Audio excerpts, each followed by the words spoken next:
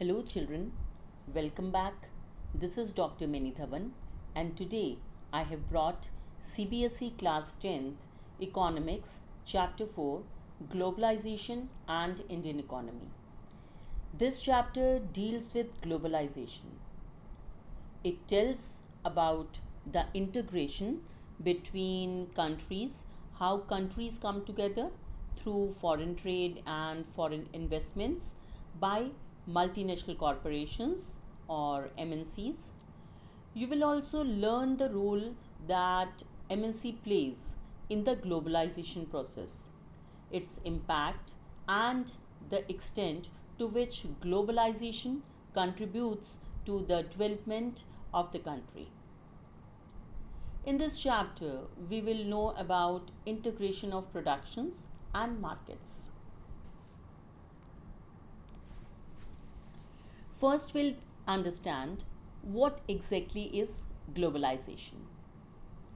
See, globalization is a process by which businesses or other organizations develop international influence or start operating on international scale. In last few years, our markets they have been transformed because of this, because of globalization. Trade was the main channel connecting distant countries from time immemorial. Large companies, which are now called MNCs or multinational corporations, they play a major role, an important role in trade. An MNC is a company that owns or control production in more than one nation. MNCs set up offices and factories for production in the regions where they can get cheap labor and other resources so that the company can earn greater profit. Now the companies cross their native country boundary in search of raw material, cheap labor, and other resources in order to reduce the production cost and earn maximum profits. Sometimes such business will also look for the government policies that look after their interests. These companies produce and market goods and services all over the world. For example, Coca Cola is there, Pepsi, Honda, Apple, so on and so forth. So many companies are there. The production process is divided into parts and spread out across the globe as per the resources available. The design of products are made in research centers in USA. Components, sometimes they are manufactured somewhere in China. Then they are shipped to Mexico and Eastern Europe for assembling. Customer care is carried out through call centers in India. India, it has raw material and lot of English speaking persons, highly qualified people to handle customer technical queries. And China, a lot of cheap labor is available. So we can see how the multinational corporations are trying to earn profit, are trying to globalize the world, globalize their business, going to different parts of the world for different things and earning profit. Now, next is foreign investment. The money that is spent to buy assets such as land, building machines, and other equipments is called investment. And when such investment is made by a MNC in a foreign country, so that will be foreign investment. MNCs, they are exerting a strong influence on production at these distant locations. As a result, production in these widely dispersed locations is getting interlinked. Globalization is the rapid integration of countries through foreign trade and foreign investment by MNCs. The main purpose of foreign investment is to reduce the cost of production. That is the basic aim. And if the cost of production will be reduced, what will be happening? A lot of profit will be there for the company, and that is actually they are working for. Now, producer need markets to sell their products. They can sell products in markets of their own country or different countries. They can go to other countries also. Similarly, a buyer can import the product of his interest from his home market or the market of his own country, or he can go to other countries also.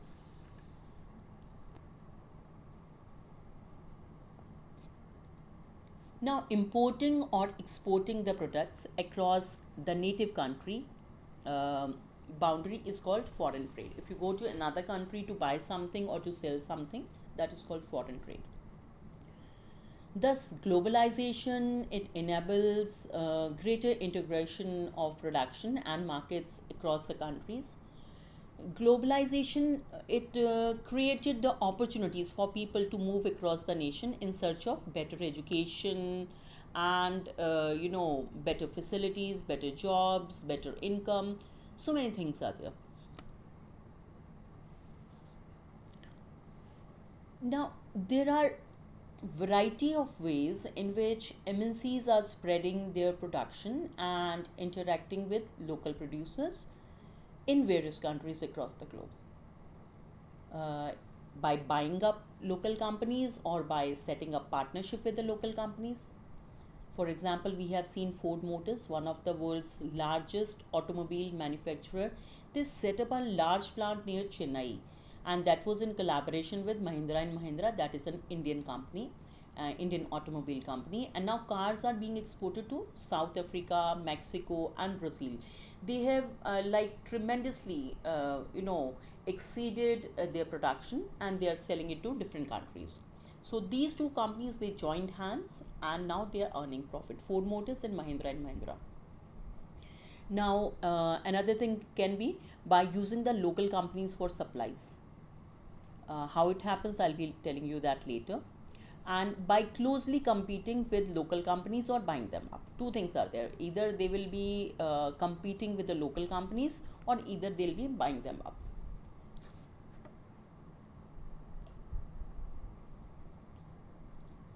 So MNCs, they set up production jointly with local companies, which also benefits the local companies. Now, how does this is going to benefit the local company?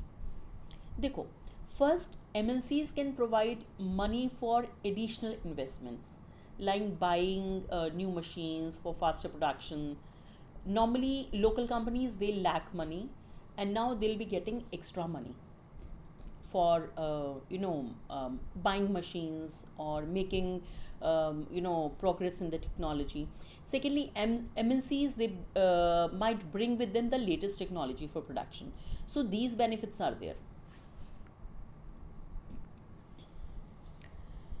Now, this is the reason why they buy up local companies to expand production. One more example I'll be giving you, that is Cargill Foods. Cargill Foods is an American MNC, and they have bought over small Indian company such as Parak Foods. MNCs control production by placing orders for production with small producers in developing countries. Example, garments, footwears, sports, sport items, etc. The products are supplied to these MNCs, which then they sell under their own brand name to customers. So every time we are buying branded item, company is not making it themselves. Sometimes they are giving order to other companies, they are outsourcing.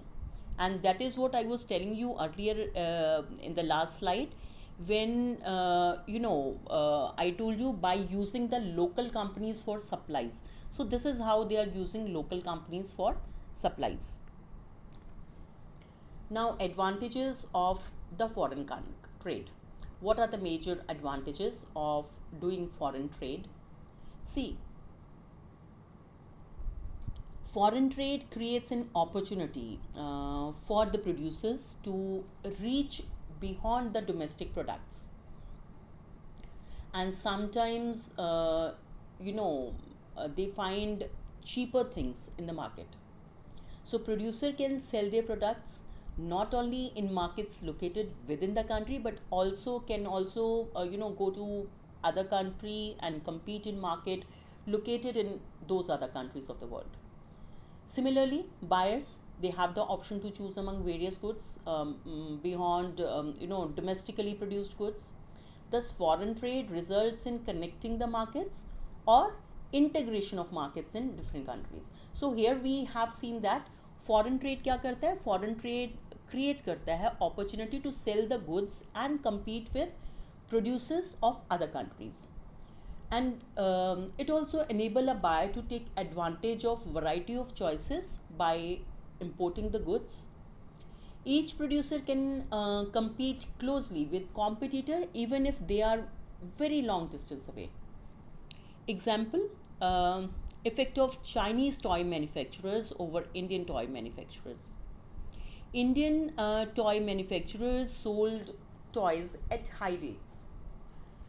Chinese manufacturers जो थे, they found the opportunity to sell plastic toys with low rates, hence gaining the market for their products.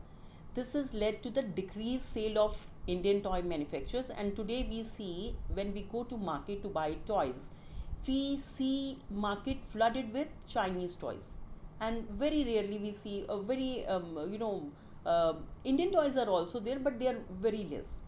Most of the market is captured by Chinese toy manufacturers because the toys are really good and they are very cheap also.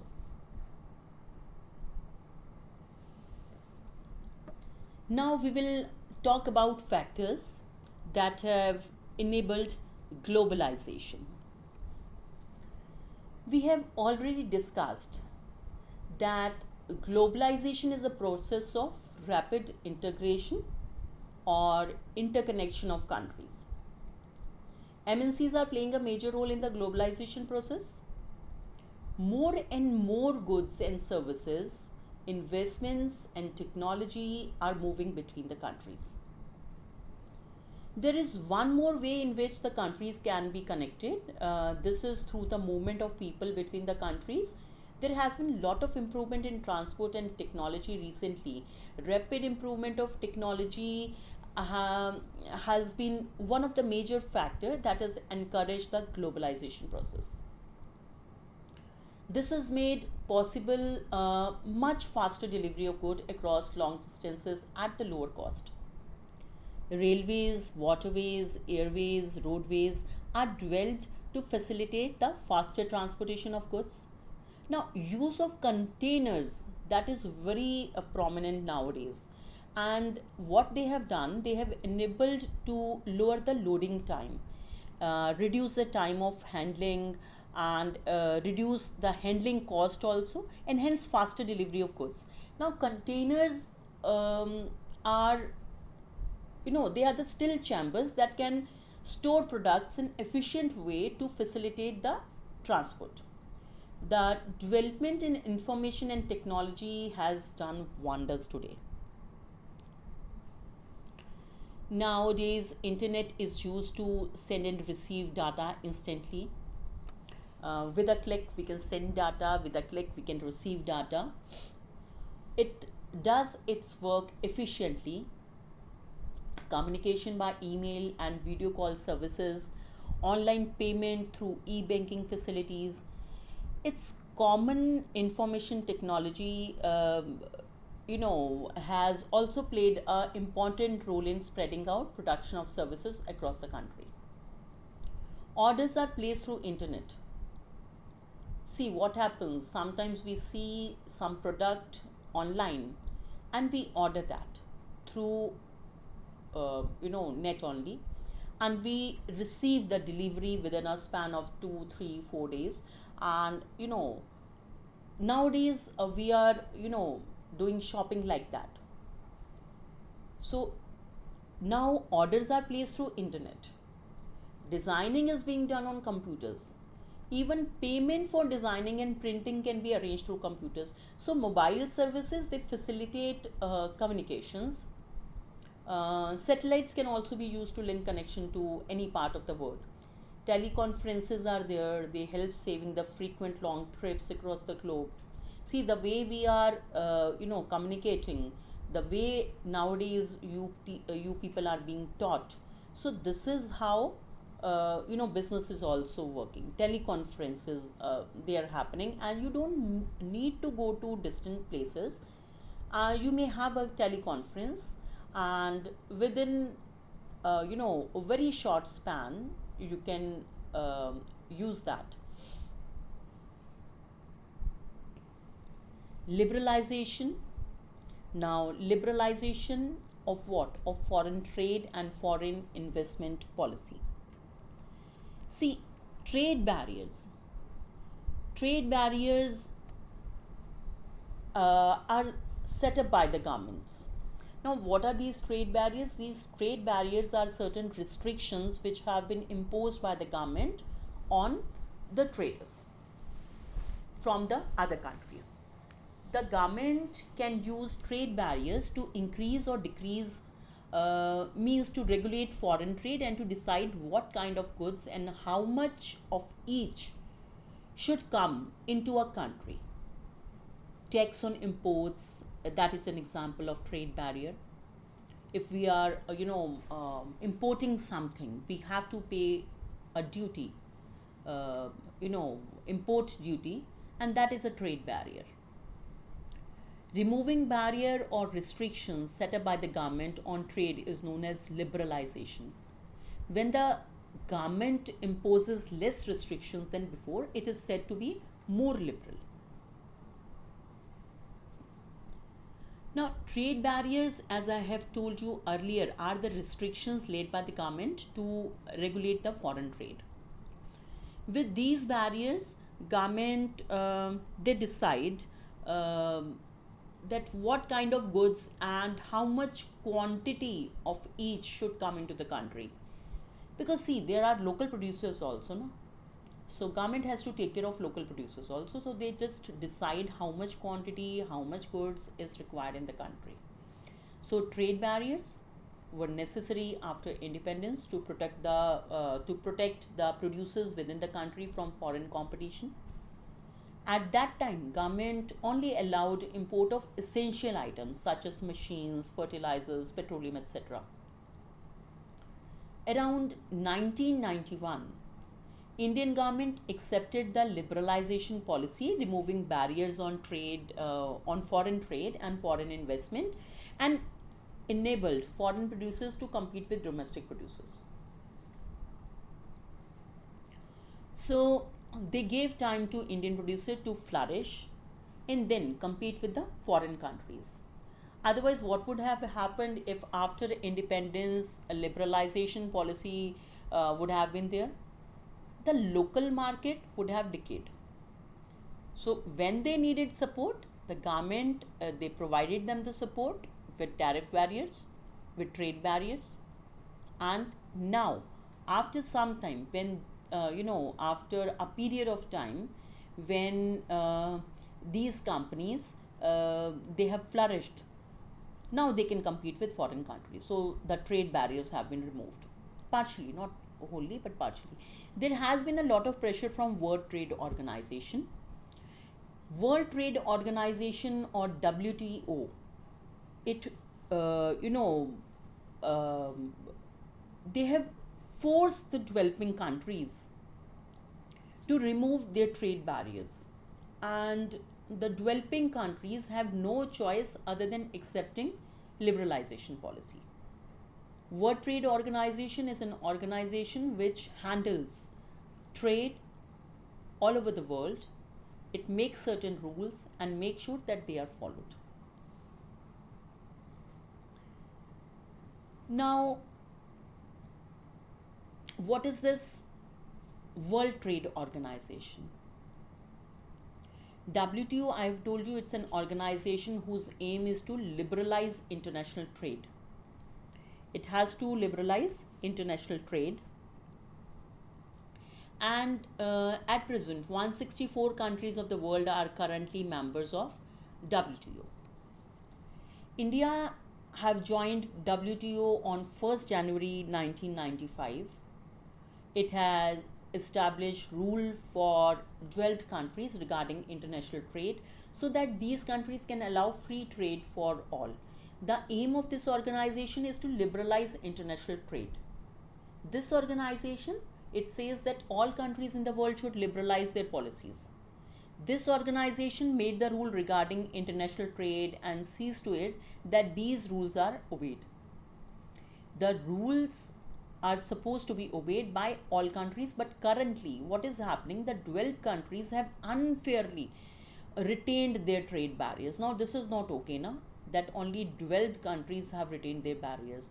On the other hand, what is happening, WTO rules, they force developing countries to remove the trade barriers. Now, for example, US government, it provide huge amount of money to their farmers for production and export of the crops to other countries in the form of subsidies. Now, US farmer can sell farm products in other country markets at very low, abnormally low prices, which adversely affects the farmer in these countries. So, that is the problem with the rules of WTO. Now, we will discuss the impact of globalization in India, how it affects India. Certain economic reforms were there. A new economic policy was adopted by the government of India since July 1991. Its key features are liberalization, privatization, and globalization. We call it LPG. Liberalization, privatization, and globalization. Three things are there, LPG. So privatization, it means transfer of ownership of property from public sector to the private sector. Other two you have already read, liberalization and globalization. So in short, removing the trade barriers, that is liberalization, opening up for privatization, okay, and trading abroad, going global, that is globalization, has also created new opportunities for companies providing services, particularly in the IT sector. Now we will discuss how globalization has impacted the life of the people in India. So first we'll be talking about consumers. Now, globalization enabled greater competition among producers, forcing them to produce the quality product at lower price. Consumers today can take advantage of this competition. It has provided greater choice to consumer who now are enjoying improved quality and lower prices on the several products. See, if we go to market and we find a lot of products which are there, and we are having a choice now. Earlier it was not so. So this leads to high standards of living. When we are having choices, we'll be going for the better one, we'll be going for the things which will be cheaper and which will be better. So it leads to higher standard of living. These products are easily available in urban areas and and even in rural areas nowadays. Now, reach of these products is limited, but rural people, they are not having the similar lifestyle that of the urban people now. But again, we have seen that rural areas are also improving. The standard of living is improving in rural areas also. So this was the impact on consumers, the impact of globalization on consumers. Now we will discuss the impact of globalization on MNCs. MNCs का क्या फायदा होता है? देखिए, with globalization, MNCs, they have prospered a lot. They have increased their investment in India, and this has indicated that they are benefiting from this investment. And recognizing the opportunities in urban areas. Now MNCs are interested in industries such as cell phones hai, automobile hai, electronics, soft drink, fast food, banking services. So lot of MNCs are coming in and they are showing their interest, and it means they are earning from India. MNCs can now shift to in other country to lower the production cost and gain higher profits. Now, wherever they will see that the cost of production is lower, they will be moving to that country. Wherever they will see that the laws are in, you know, that the laws made by the government are good for MNCs, they'll be moving in those places. But this shifting creates adverse effect, bad effect to the workers of the company. If the company is moving from one country to another country, the workers who were working in the earlier country, now they'll be unemployed. So उनके ऊपर adverse effect आता है. MNCs will get cheaper qualified labor at lower wages. उनके लिए तो this is a very good thing ना. Producers will have choice to outsource the work from different countries where there is cheap labor and production cost. So MNCs are making profit. We have seen lot of Indian software professionals going to UK, US, European countries, Canada, and they are being outsourced. Okay, so now what is happening? Whenever those countries they are needing software services, they are coming to India. They are coming to certain companies in India who are providing them, who are providing them with software professionals, and they are being outsourced from India. Next is how it is going to, how it has affected the workers. See, for workers, there is no job security. It's not good for workers, actually. Because if there will be no job security for workers, that is going to do, it is going to pose a very big problem. With growing market competition among industries, employers, they prefer to hire the workers as per need. Thus, they can fire the workers at any time. Thus, there is no job security for the workers. Now, very long working hours, that is the next thing. Workers, they have to work for long hours to meet the demands. They will have no choice other than listening to their employers. They cannot help it. If they'll be raising their voice, they'll be removed, because lot of people are there who are ready to work on their place, so they are ready to do the work. Low wages. अब job opportunities जो हैं वो limited हैं, and number of workers are far more than the opportunities. So what is going to happen? So producers will easily get cheap labor, and workers are ready to work at a lesser wage. So ये तो impact हुआ workers पे. Now we will be seeing for small producer how it is going to work for the small producers. Small producers also will be facing problem. How? Small producer, they face very close competition with well established firms. They can bear the very big firms, they can bear small losses, but small producers, they cannot bear such losses, and ultimately they end up selling the company to MNC or to somebody else. Now the examples are batteries, capacitors, plastic toys, plastic, tires, dairy products, vegetable oil. ये कुछ examples हैं where small manufacturers they have been hit hard due to the competition.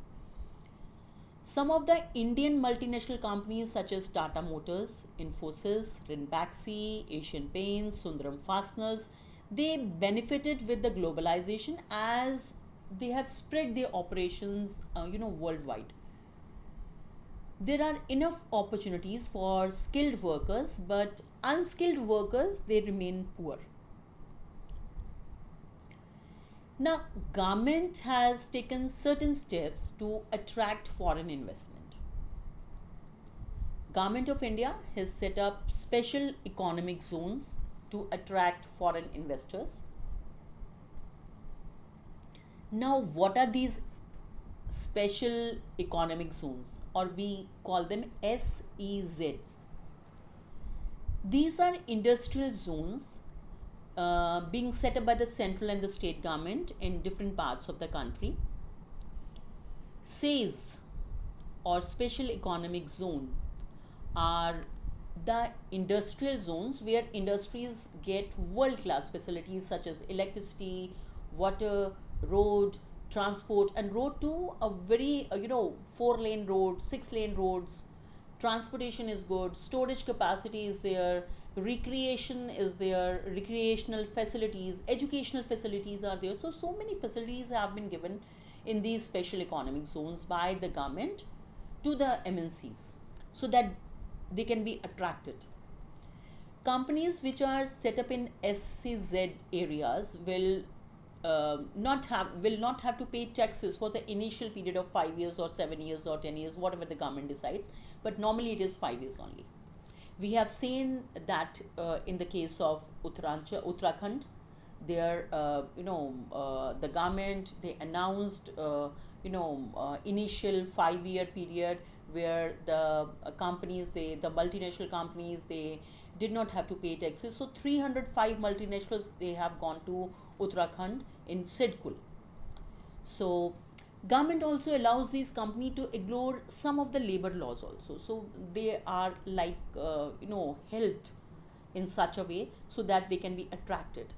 Instead of hiring on regular basis, these SEZs, they are allowed to hire workers for a short period of time and whenever required.